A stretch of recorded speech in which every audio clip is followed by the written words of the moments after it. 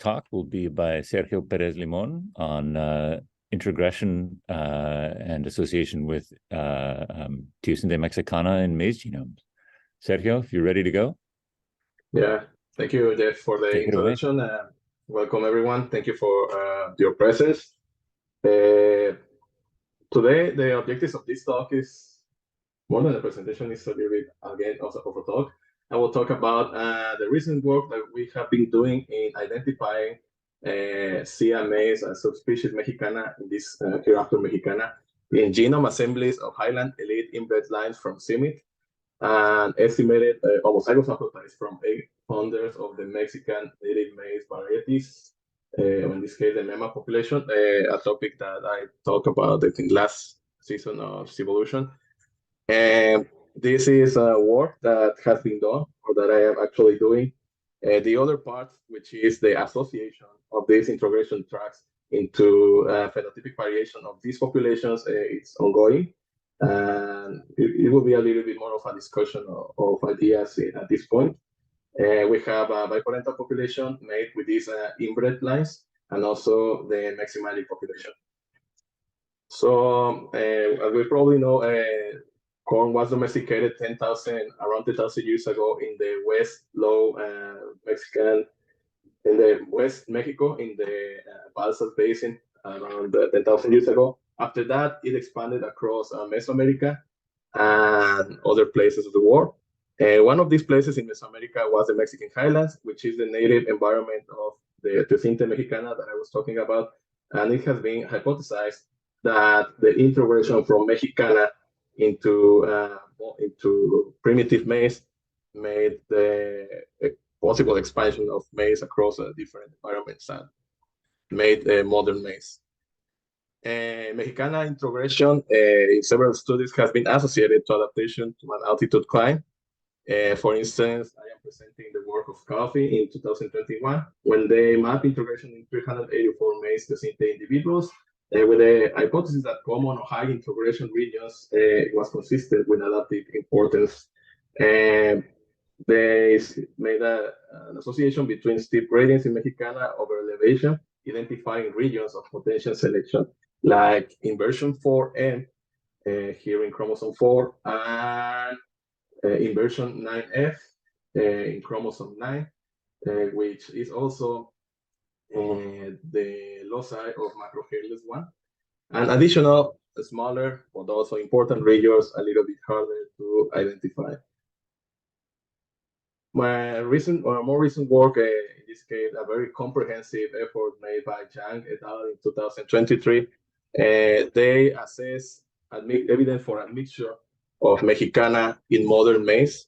They did a lot of different accessions of maize, and what they found is basically that Mexicana is present in most of the accessions that they found. Probably the only one that wasn't that clear was this one, N16, that is from Peru, from around 6,300 years ago.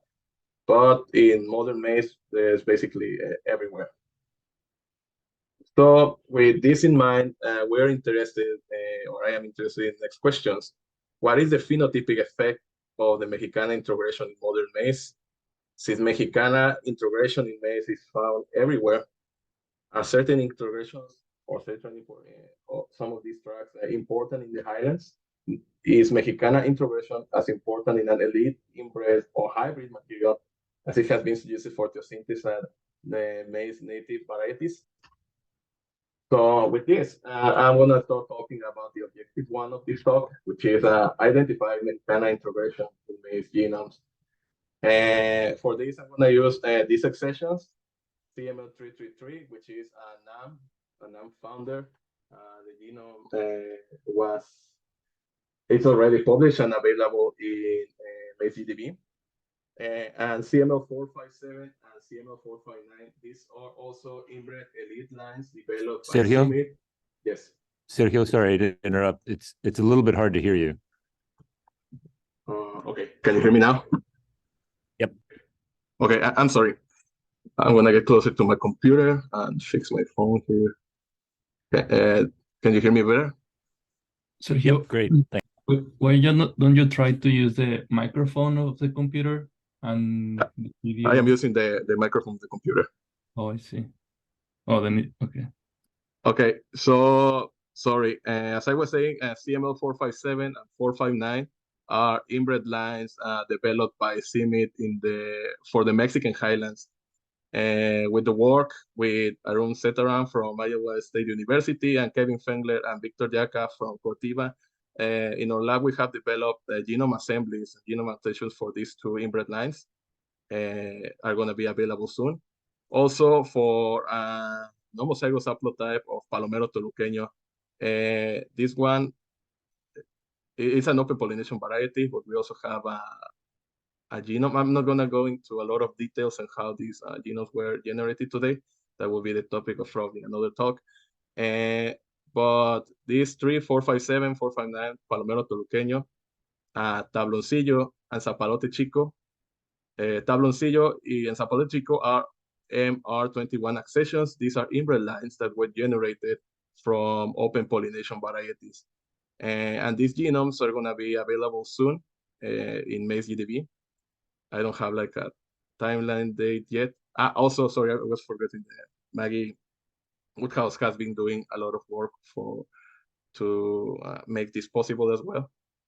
So I'm going to use these genome assemblies as well as the estimated homozygous haplotype derived from F1s for Gordo, Jala, Mushito, Nalter, Palomero toluqueño, Reventador, Tabloncillo, and Zapalote Chico, which are the founders of the Mexi Magic population. Something that I want to mention is that the individual from the genome assembly for Palomero toluqueño is different from the individual that is the founder of the Magic population. So we can expect to see not a little bit of segregation and a little bit of different results. And also that I'm not going to use Tabloncillo and Zapalote Chico genomes for the introgression analysis. I will going to use the estimated homozygous haplotype, which in theory should be about the same because these are inbred lines. So for genome assemblies, I aligned to the assemblies to B73 version 4 reference genome using anchor wave. And the GBCF, the MAF, I turned it into GBCF using MAF to GBCF from Tassel 5. From WGS, we have WGS for the MEMA F1 families and open pollination varieties founders of the Mexi Magic. And I obtained a GBCF by using GATK best practice pipelines, according to this article that is written by Arun Setaram. For people that is starting in bioinformatics, such as myself, I really recommend this read, this lecture. Okay, so the GBCF were collected into a genomic database and a joint co-sample was performed in the cohort. We were able to identify, after filtration, SNP filtration, we were able to identify around 150 million SNPs, probably across the cohort. And after that, I made the estimation of the homozygous haplotype inherited into the MEMA population by using the F1s. So how did I do this? The comparison, I use the F1 genotypes and the information of either the inbred parents of both open pollination varieties. In the Mexi Magic family, the only cross that it's performed between two OPVs is Jala by Palomero toluqueño. So I'm going to use this example to illustrate the process of the estimation of the haplotype. So for instance, for each site, each SNP, we have a genotype in the F1 plant. So for instance, we have AT, and if for this very same site, Palomero toluqueño is homozygous T and Jala is homozygous A, we can imagine an homozygous haplotype for Jala, which will be homozygous A, and for Palomero toluqueño will be homozygous T. Again, in the F1, we have an heterozygous genotype that is CT, and Palomero toluqueño is homozygous T, Jala is heterozygous AC, so Palomero toluqueño could have only inherited T into the F1 plant. So the T comes from Palomero toluqueño and the C comes from Jala. And if the F1 plant has homozygous T, only a T could be inherited by each of these parents. There were situations where we couldn't assess the estimated homozygous haplotype for a site, so we just dropped these sites. One of the first things, something very cool about using genome assemblies is that, for instance, a couple of months ago, I performed this analysis using GBS from the HapMap project, which, yeah, if I remember correctly, is GBS on 5x of depth. And I was able to confidently detect 8.2 million polymorphic sites. But by using the genomes, I was able to detect around 22, which is almost threefold the amount of information that, or the amount of SNPs or polymorphic sites without missing information that I was able to detect.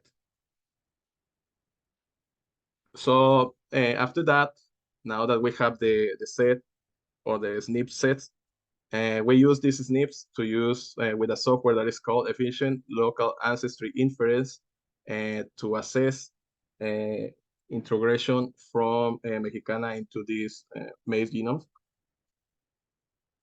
For this, I follow basically the instructions made by Yang 2023, the 2 Teosynthesis story paper. They use 30 unmixed accessions, each for mexicana and parviglumis as reference population, 2 upper layer clusters, 2 lower layer clusters, 20 EM steps. But I use a time of a mixture of 1,000 generations because Dr. Wang, the creator of this tool, I was having problems with the EM algorithm not converging in chromosome 5. I asked him why that might be, and he told me that it might be probably because of the time of admixture. So he recommended me to use only up to 1,000 generations. So I follow that advice. I removed missing SNPs with a lot of missing data and minor allele frequency below 0.05.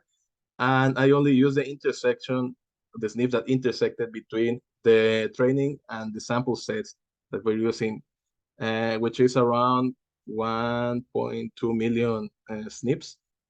I also did 100 ELE runs per chromosome and per sample with different random values, and adjacent SNPs with that ELI score larger than 1.8 were collapsed into introgression tracks using genomic ranges package for R. So first, I want to show you some cool results of the alignments from the genomes to B73 version 4. In this case, Anchor Wave uses CDS or the CDS from the annotations of B73 version 4 to make some kind of anchors that are going to be used later for the actual alignment of these two genomes. So what I'm showing here are dot plots of the alignments of the CDS, of the previous step of the CDS that Anchor Wave performs. And in this case, in the left side, I show CML457, 459, and Palomero toluqueño. And in the right side, I show lowland genomes, which will be CML333, Tabloncillo, and Zapalote Chico. And these vertical lines represents vertical black dashed lines represents the interval or inversion 4M in the coordinates of B73 version 4. And as we can see, this inversion 4 is present in CML 457, 459, and also in Palomero toluqueño, and absent in CML 333, Tabloncillo, and Zapalote Chico. I also checked if inversion 9F was segregating within these genomes, and it was only detected by Palomero toluqueño, which makes sense because both CML 457 and 459, when we grow them in the field, they are not hairy. They don't have the hairiness in the sheet that is characteristic of the highland land races. And as expected, it's also not segregating in these three lowland genomes. Something also very, very interesting that we found here is this big chromosomic arrangement in the short arm of chromosome 8 for Palomero toluqueño, which is interesting because, well, anecdotically, when I was working with some of the genetic maps for real population of B73 by Palomero toluqueño, I always had problems with this section of the genome. So I was like, what might be happening? But now that I see this big piece of chromosome that apparently is inverted, I see that, okay, this might be a reason. Now, going back to the ELI analysis result. Sorry, I showed the other thing because I thought that it was cool. Now, going back to the other amount of mexicana introgression is larger and more variable in highland genomes. So in the left, we have the highland genomes, and in the lowland, in the right, we have the lowland genomes. And as we can see, mexicana introgression in all of these genomes was estimated from 0.31 to 0.51. That is higher than the estimation performed by Yang et al. In 2000 in the two Teosyntes paper. It's also worth to know that Palomero toluqueño genome and Palomero toluqueño estimated haplotype from two different individuals seems to have closely, well, they're statistically different, significantly different, but they have higher introgression than, for instance, the CMLs and Gordo. Mushito, which is also another variety from the highlands, also has a lot of introgression globally. And the lowlands, CML333, Reventador, Jala, Zapalote Chico, Nantel, and Tef, they have about the same introgression, and they are, which is lower than the highland genomes. Also, in the MEMA founders, it's also interesting to see that there is a positive correlation between introgression or total amount of introgression and elevation, which is probably not surprising. It has been associated before. But if we go to another environmental variables of the native environment of these native maize varieties, we can see also that it's negatively correlated with minimum temperature and also with photoperiod, or this variable is the first week day length of planting. So in general, the founders that grow in high altitude, colder, and with fewer hours of light tend to have more mexicana introgression globally. And even, for instance, even though that CML 457 and 459 seems to have about the same amount of introgression, or is not significantly different, we can see that chromosome-wise, there's a lot of variation of the introgression of these genomes. So it's not as if we have the same amounts across the whole genome, but they are different. So for instance, here I show the red lines are the means of each chromosome, and in general, again, the highland genomes tend to have more introgression chromosome-wise than the lowland genomes. In chromosome 4, we see that it's the chromosome where there's more introgression, mainly in the CMLs, Palomero toluqueño, and Mushito. And the lowest introgression is in chromosome 8. But again, the genome of Palomero toluqueño and the estimated homozygous haplotype, they have a lot compared to the rest of the genomes. In chromosome 5, we can see that the box plots are a little bit chunkier. So it might have been because of the problems that I was having with this chromosome. On average, in the median range, or the median, when you collapse all of this introgression into tracks, we detected that the median size is around 5,188 pairs, which it's very, very small. I wouldn't be like very, I wouldn't say if serious, or I wouldn't take this number, you know, like very, very, like a very, very hard number, because it's just too small.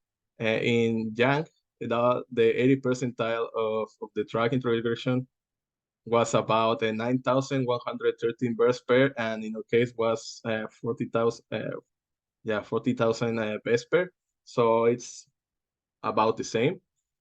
And in general, highland genomes have more tracks count than the average of the genomes. Again, in this horizontal red line, we can see the average, and CML 457, 459, PT, Palomero Toluqueño, and Mushito, they have more counts than average. In this case, I show again this inversion or important loci that has been associated where introgression has been associated with altitude climbs. So for instance, this is inversion 4, and we can see that CML 457, 459, Palomero Toluqueño genome, Palomero Toluqueño estimated homozygous haplotype, and Mushito, they share these introgression tracks within the inversion 4 introgression locus. For macrohairless 1 locus, this was also very, very interesting because Palomero Toluqueño and Mushito, they are known to be very, very hairy, but Hala doesn't, or at least for the reference and the people that I've been talking to, Hala is not a hairy genotype. Then it seems to be sharing introgression in this locus with Palomero Toluqueño and Mushito.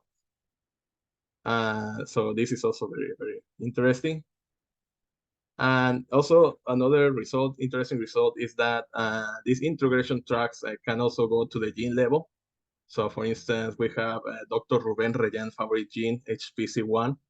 And we see that for Palomero Toluqueños, both individuals of Palomero Toluqueños, we see an introgression track inside of this gene. So this is some of the work that I've been doing right now when it comes to identifying the introgression. Now comes the objective number 2, that is associate this introgression to phenotypic variation. As I said, this work hasn't been done yet. It's in the works. I am baking it, and probably it's going to be ready sometime. But I think that it will be interesting to discuss the ideas that we have in our lab about this work. So basically, what we're trying to do is that now that we have identified the regions in the founder genomes, in this case, it could be the inbred lines for the F2 trees, or it could be in the MEMAF parents, we want to project these introgressions into the genomes of the members of the families that we develop, creating a matrix of introgression events, for instance, chromosome 1, track 1, onto chromosome 10, track N, and make an association. I use this as a predictor to associate the mexicana introgression and the phenotypic variation that we observe in the phenotypes of a population. And making some kind of plot like that. I've heard that the group of Dr. Daniel Runs is working with this, so I might get in touch with them soon. And also comparing this introgression track with other studies, for instance, in coffee, to see if we have an introgression in common that can be also associated with an altitude climb. Now, in the MAGIC population, we have founders that come from the Mexican highlands, the native environment of Teosinte Mexicana. And also, they are even within the same the area or the potential area where maize can be, where Teosinte Mexicana can be identified. So we can think, can we use this population also to to assess the effect of mexicana introgression into the magic population. And I had to recycle this meme. Sorry, I had to do that again. So this is the place where I put it. So we already have the magic population. Here in the red boxes, I just put the accessions where we had genomes for. And now we're working to get that goal. We have right now around 600 S3 families that are going to be polled and test crossed this winter in the winter nursery in Puerto Vallarta. We have genotypes available in the form scheme sequencing, WGS, for also around 600 of these S3 families. And we have now the estimated homozygous haplotype inheriting to the MEMA population, which is around 22 million markers. Now, what I will have to do is, or what I want to try to do, is to impute and project the estimated homozygous haplotype into the MEMA families using a PhD database. I will pester Dr. Cinta about this in the future. Now, identifying the chromosome mosaic of this population. Let's say family 1 has in the short arm the bit of Gordo. So we can project all the introgression tracks from Gordo into this bit of the chromosome, and in that way generating the introgression matrix that can be used as predictors for associating the phenotypes that we observe in the magic population. And also, we're going to measure some phenotypes this winter. And if everything goes right, I will be able to, for next season of Evolution, present the results of the association. Probably more longer-term objectives for this population is evaluating in the Mexican highlands. This is a longer-term evaluation objective because the Mexican highlands are very, very difficult to grow corn. So if we use inbred lines such as the S or semi-inbred lines such as the S3 families, they're just gonna die. So we need to test cross them first in order to make an evaluation in such an environment possible. And in probably an even longer term is the reciprocal transplant experiment of the MEMA population in the 8 native environment of the MEMA founders, and doing again the association and try to study if all these introgression tracks are only useful in the highlands, are they useful somewhere else, etc. Now, for the CML 457 and 459, we have developed 3 sets of biparental populations, 457 by 459, 459 by CML 333, and CML 333 by 457. The two CML 457 and 459, that population, as they both carry haplotypes for inversion 4, we expect to also have heterozygous sites in inversion 4 and to see or to assess if there's some kind of hybrid vigor due to the heterozygosity of inversion 4. Also, the development of, or now that we have the haplotype, we can do an analysis of both haplotypes of the inversion 4. Are they the same? Are they different? Do they contain the same genes, etc.? And now we have evaluated these 3 sets of populations for 2 years in the Mexican highlands.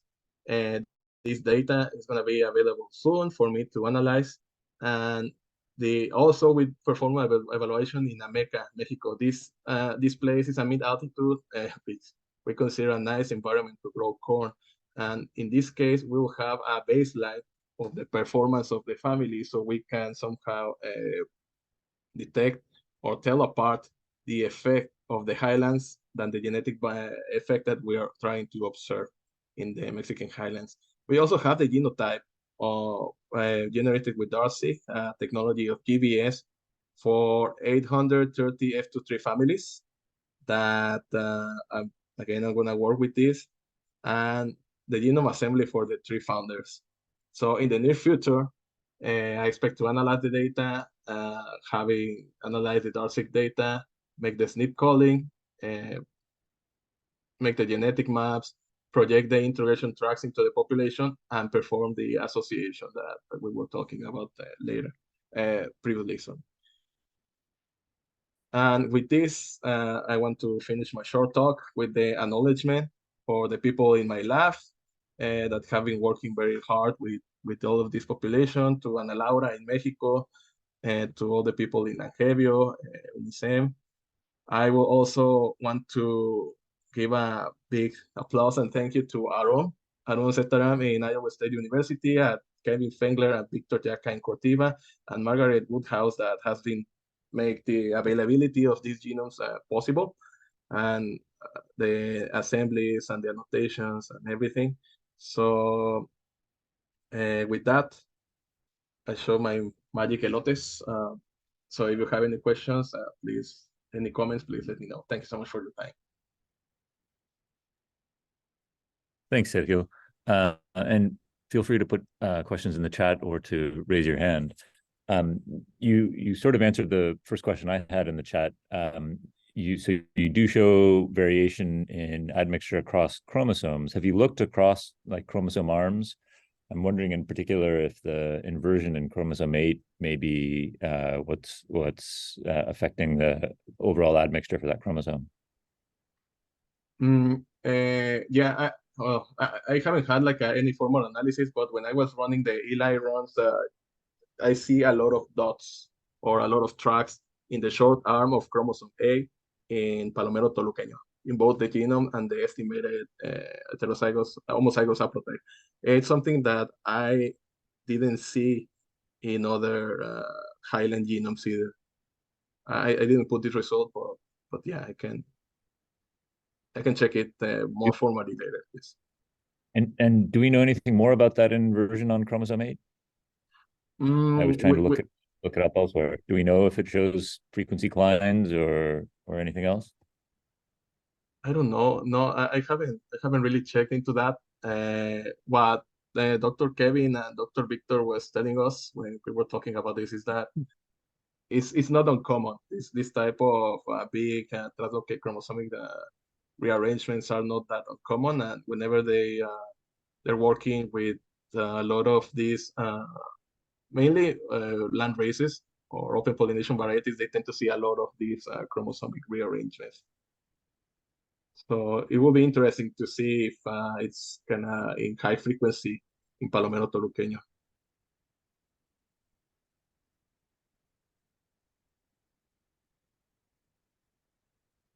I can keep going because I have another question or thing to consider. So you showed that the admixture tracks are all fairly small, and as we'd seen as well, and I agree with I think your assessment is right that they're probably too small. And I wonder if you thought about, I don't have a good answer for you. So if you thought about ways of solving that. So is it a different method or is it different parameters on ELI? I suspect, I mean, as you showed for inversion 4M, right, you see a bunch of small dots rather than an admixture track across the entire inversion, which is presumably what we should see. Have you thought about ways of resolving this? No, at the top of my mind, I haven't checked, but I think that we can play mainly with the, I don't know, probably the number of cycles of admixture. Reducing that might generate longer tracks, but I agree with you that yeah, all of these dots should be probably like together in a big line. But no, I have not thinking a way to fix it. That is an interesting question, and I will keep it in mind. Thank you.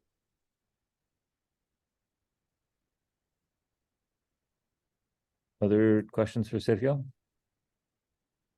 From Sanjin Liu, how likely can recombination occur between two inversion regions, like two haplotypes of INV4M? It's something that Ruben we were discussing with Ruben yesterday. I think he said that it was around 3 point something recombination event per chromosome in one of his populations. Within inversion 4M? No. Well, this is an interesting question. I would need to do some kind of calculations. So in your plot, you show two color, but you also show the combination. I mean, you expect it, you can see the combination. And Yes. yeah, for me, a lot of people, I mean, people tell story and the combination usually won't happen for those region. Yeah, the region you can see you plot two color overlay. Mm-hmm. But here in on the two CMLs, they both have the same haplotype of inversion, so they both have the inverted allele, and so there could be recombination between those two alleles. Oh, this is not inversion. It's at the inversion, but both parents share the same Okay. rearrangement. Okay, I got it. Yeah. Yes. We see for long inversions like inversion 4M and the one on chromosome 1, you do see some evidence of gene conversion and or double crossovers within the inversions. So there's some amount of exchange, but it will depend on, obviously the size of the inversion in terms of genetic map units. Okay. Thank you.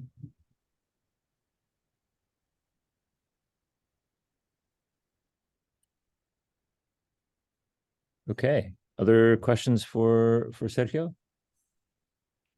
If not, thank you, Sergio, and we'll be back next week with Sam Snodgrass from Iowa State. Note, we still have an opening on, oops, I just dropped it. We still have an opening on November 15th.